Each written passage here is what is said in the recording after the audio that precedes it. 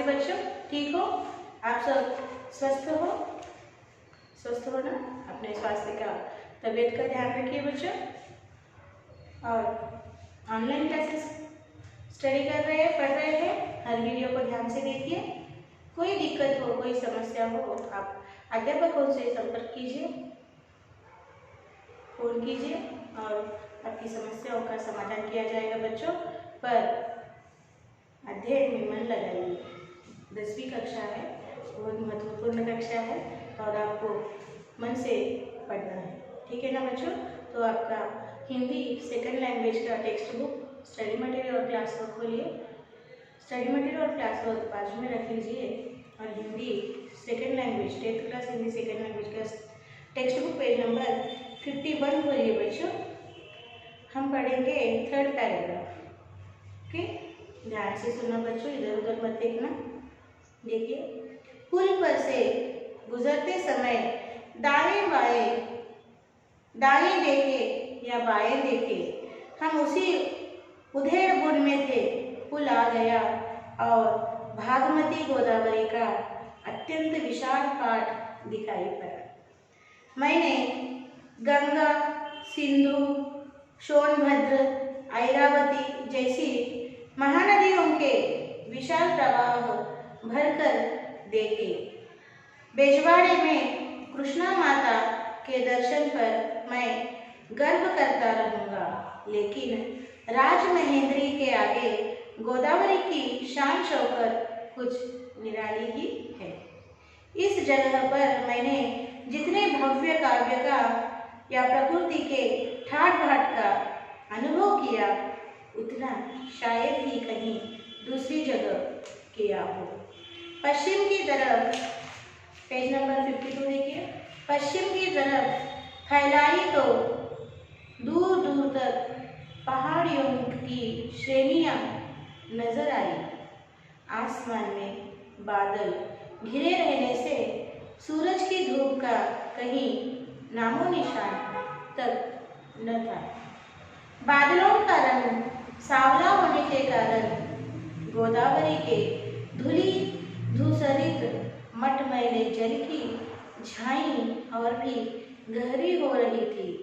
ऊपर की और नीचे की झाई के कारण इस सारे दृश्य पर वैदिक प्रभाव की शीतल और स्निग्ध सुंदरता छाई हुई थी और पहाड़ी पर कुछ उतरे हुए धौले धौले बादल तो बिल्कुल ऋषि मुनियों जैसे लगते थे। इस सारे दृश्य का वर्णन कैसे किया जा सकता है?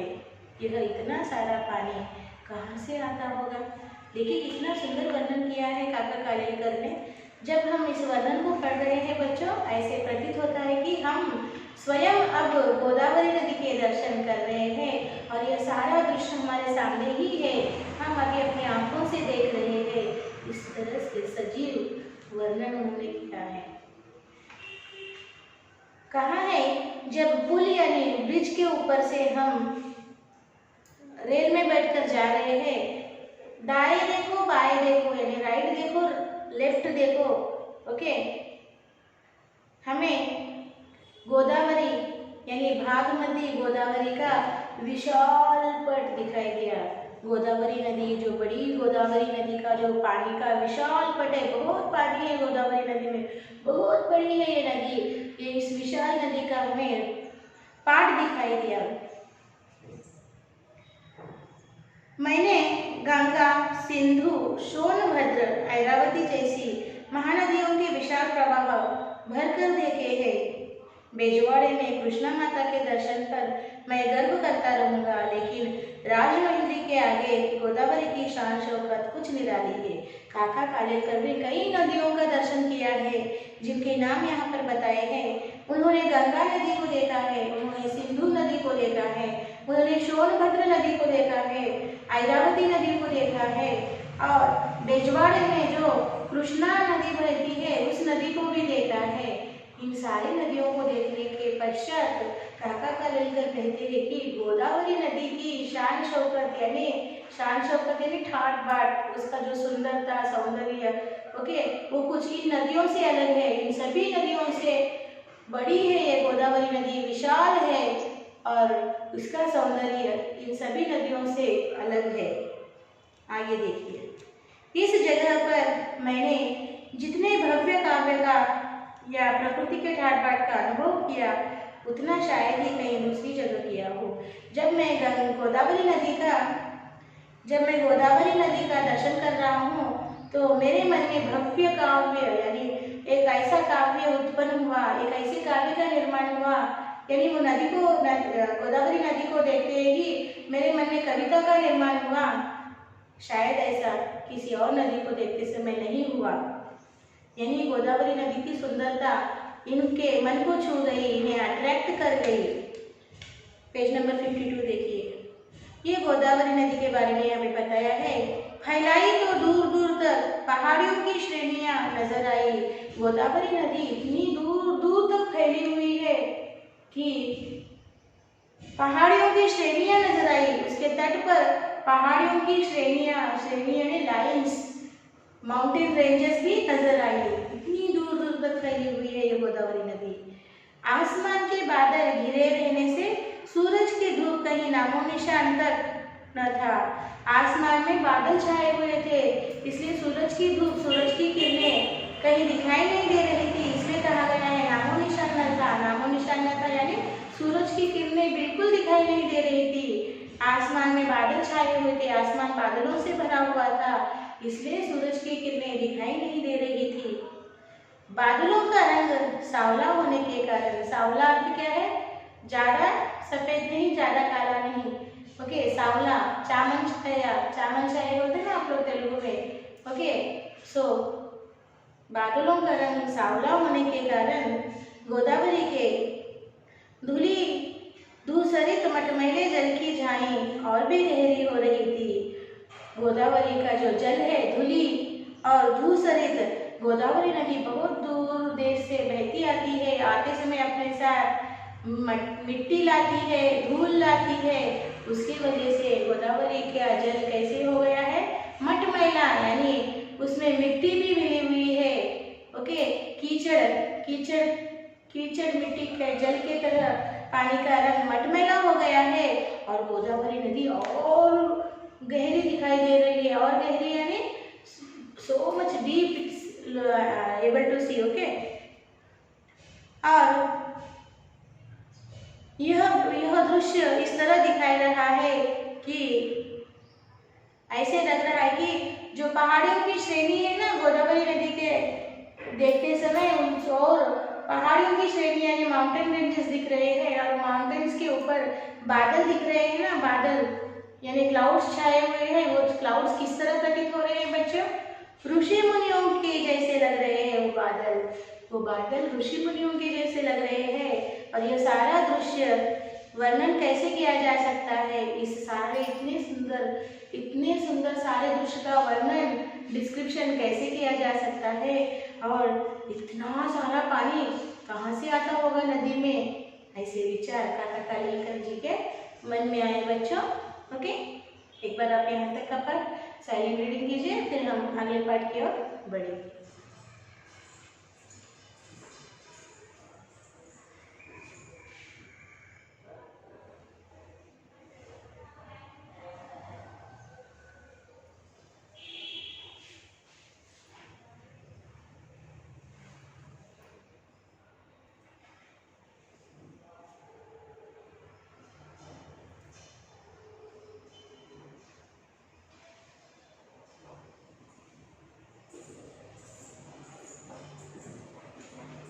कर लिया साइलेंट रीडिंग?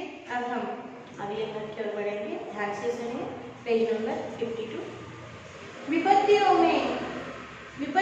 में से विजय सहित पार हुआ राष्ट्र जिस तरह वैभव की नई नई छटाएं दिखलाता है और चारों तरफ अपनी समृद्धि फैलाता जाता है, उसी तरह गोदावरी का अखंड प्रवाह पहाड़ों में से निकलकर अपने गौरव को साथ में लिए आता हुआ दिखाई पड़ता है। छोटे बड़े जहाज तो नदी के बच्चे हैं जो माता के स्वभाव से परिचित होने के कारण उसकी गोद में मनमाना नाचे खेले, उछले और कूदे तो उन्हें इससे रोकने वाला कौन है। लेकिन बच्चों की उपमा तो इन नावों की अपेक्षा प्रवाह में जहाँ तहाँ पड़ते हुए भंवरों को देनी चाहिए। कुछ देर दिख पड़े, थोड़ी ही देर में भयानक तूफान का स्वांग रचा और एक ही पल में खिलखिलाकर हंस पड़े। ये भंवर न जाने कहाँ से आते और कहाँ चले जाते हैं।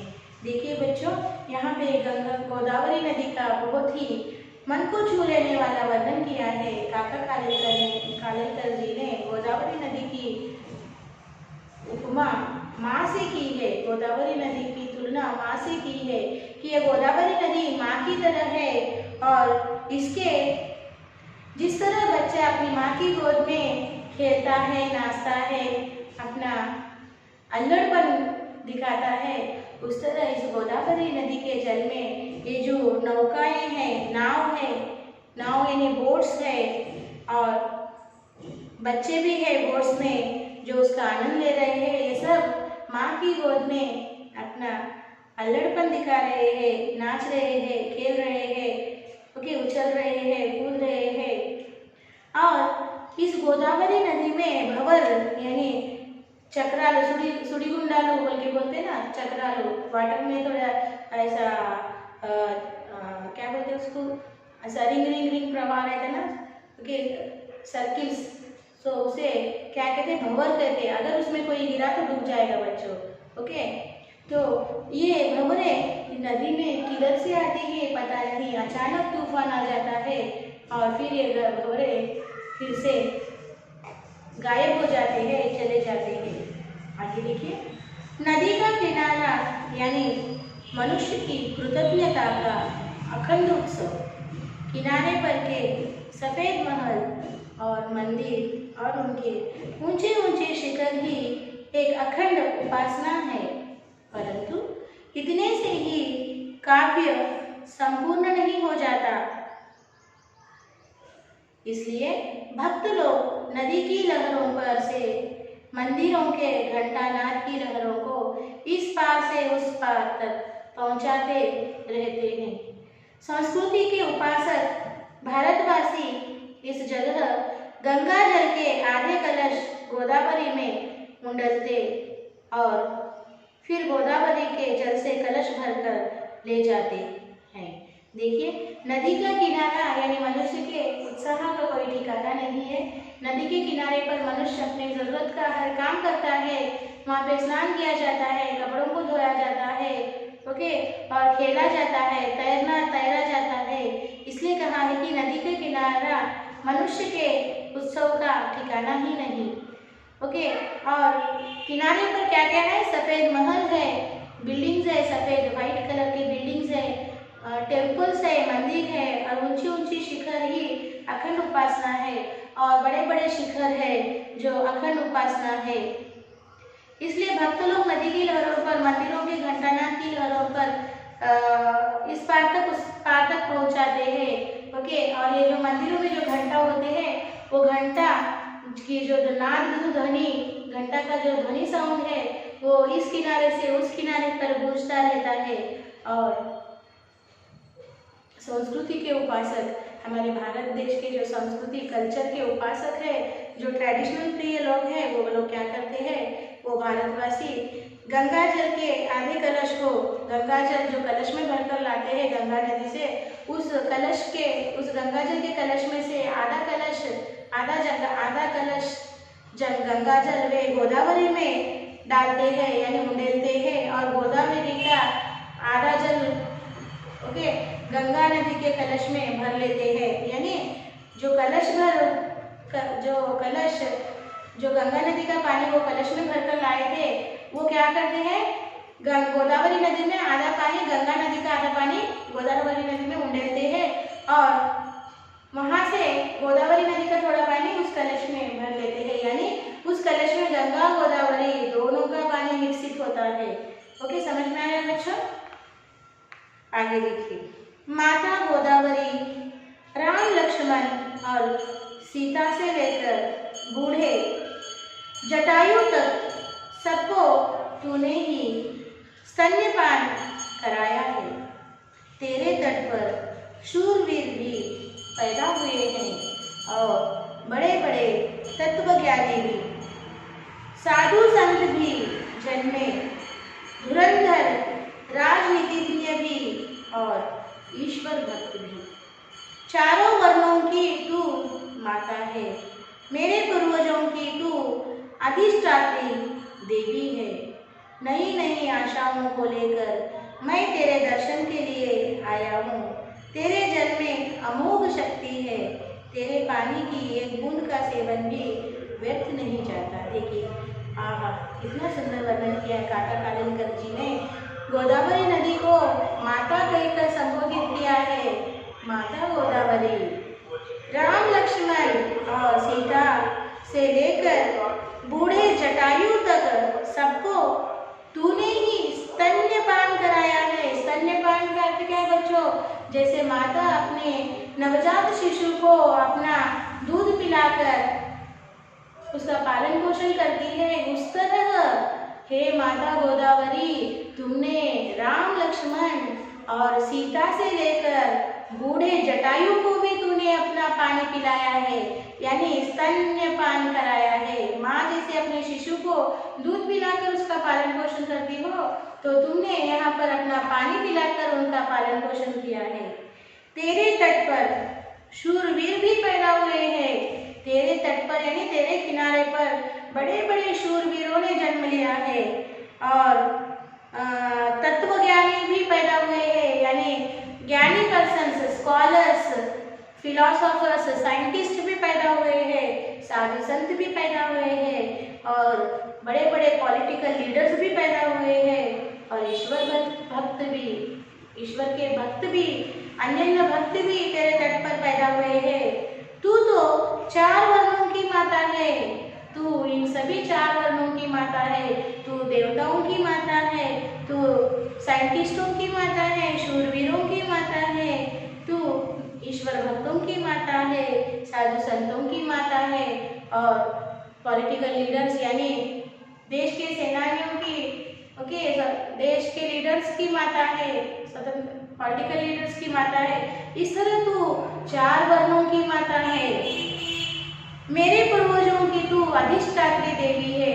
मेरे जो पूर्वज है, जो मेरे परिवार के जो वंशज है, पूर्वज है, दादा परदादा, जो भी मेरे वंशज है, पूर्वज है, उनकी तो अधिष्ठात्री देवी है, उनकी तो आदि देवी, अधिष्ठात्री देवी है।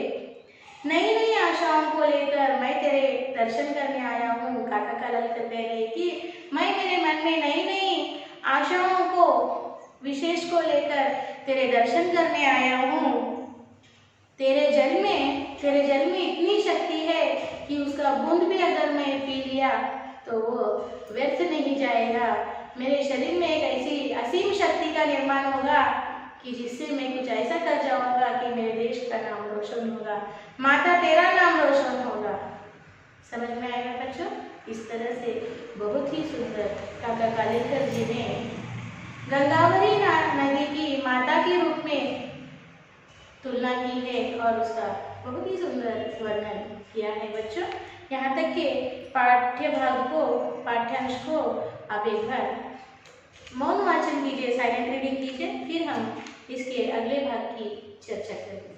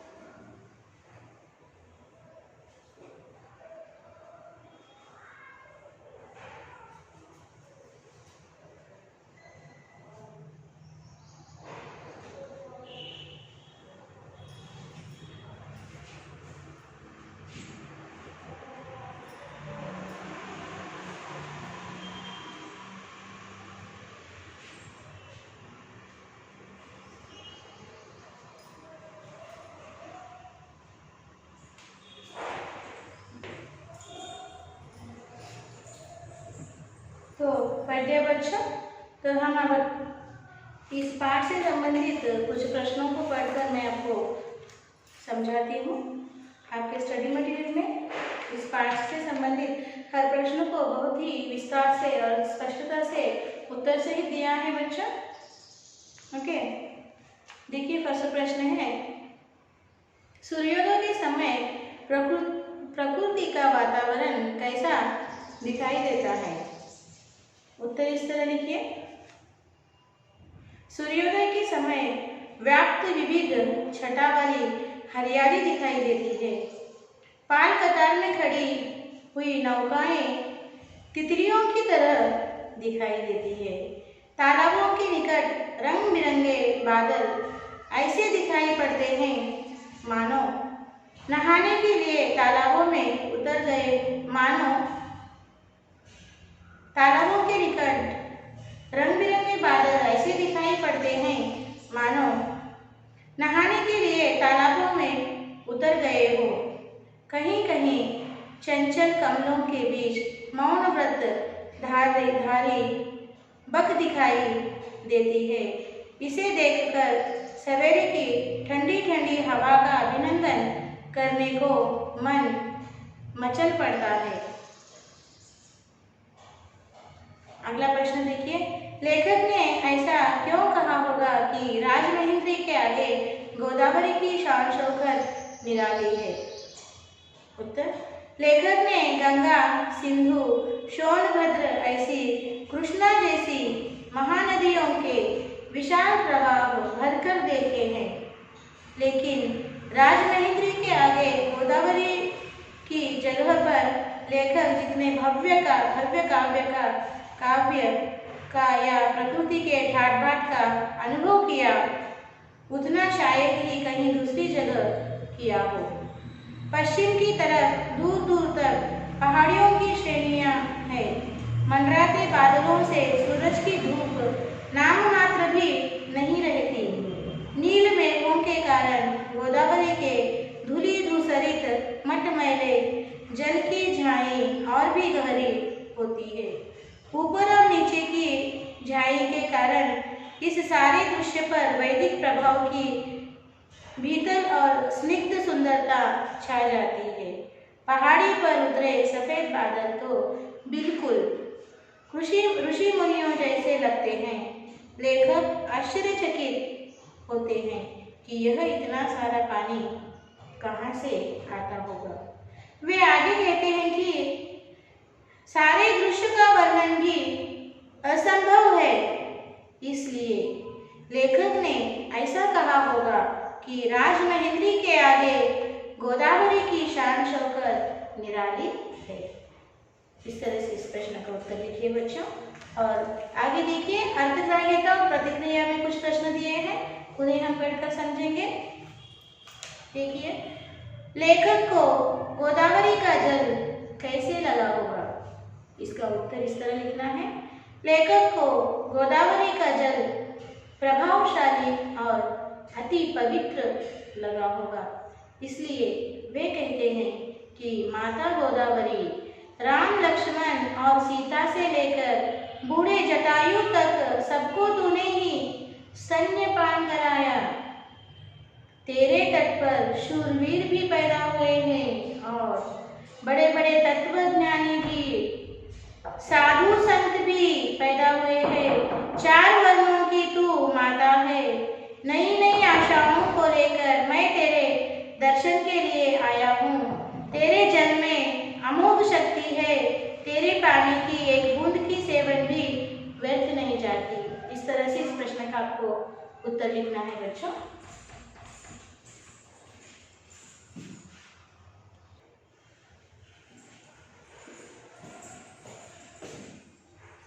देखिए आगे अगला प्रश्न इस तरह से है, लेखक की जगह तुम होते तो गोदावरी नदी का वर्णन कैसे करते? बताइए। उत्तर इस तरह से लिखिए बच्चों। गोदावरी दक्षिण भारत के सभी नदियों में बहुत बड़ी है, इसलिए इसे दक्षिण गंगा भी कहते हैं। नदी पश्चिमी घाटियों में त्रयंबक में जन्म लेकर आदिलाबाद, निजामाबाद, करीमनगर, वरंगल, खम्मम उभय गोदावरी जिलों से भरती हुई राजमहेंद्री के नीचे 3 शाखाओं में अलग होकर बंगाल की खाड़ी में मिलती है। गोदावरी की 3 शाखाओं में उत्तरी शाखाओं को गौतमी गोदावरी कहते हैं। यह यानाम के पास बंगाल की खाड़ी में विलीन हो जाती है। बीच की शाखा को विशिष्ट गोदावरी कहते हैं। यह नरसापुर के पास अंतर्वेदी के बंगाल की खाड़ी में विलीन हो जाती है। दक्षिणी शाखा को वैनतेय गोदावरी कहते हैं। यह कोमटगिरी पट्टनम के पास बंगाल की खाड़ी में विलीन हो जाती है।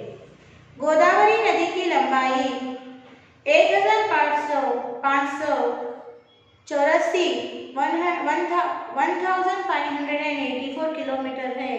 यह आंध्र प्रदेश में 770 किलोमीटर बहती है। गोदावरी आंध्र प्रदेश में 27% बहती है। राजमहेंद्री के पास गोदावरी नदी 2.7 किलोमीटर है। गोदावरी नदी के उपनदियों में मंजीरा, मानेरू, प्राणहिता, इंद्रावती, शबरी, सिलेरू मुख्य है। यह बहुत विशाल नदी होने के कारण इसे धीरगंभीर माता कहते हैं। इस तरह से आपको हर प्रश्न का उत्तर आपके स्टडी मटेरियल में बहुत ही विस्तार रूप से और स्पष्टता से दिए हुए बच्चों। इन सारे प्रश्नों को पढ़िए और अपने होमवर्क बुक में लिखकर स्कूल के मेल आईडी को भेज दीजिए बच्चों। तो आपका साक्षी स्तर लिखिए।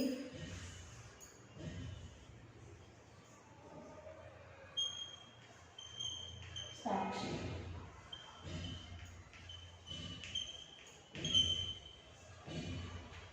सब्जेक्ट हिंदी,